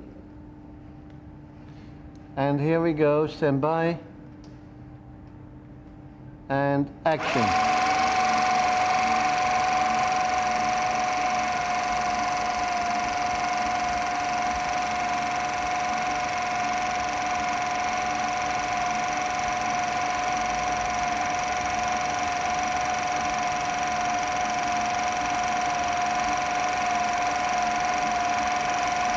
It's very good. Okay, thank you all very much. We just, thank you. We'll get a lolly now. We do the pose with the blue god, then I replace it in the front when he meets Diaghilev. Right. So does that mean Okay, yes. Thank you very much. Yes. Apart from the rep party, you're finished. Fabulous. Thank you. Thank you, it's been marvelous. Thanks. Good luck. Thank you.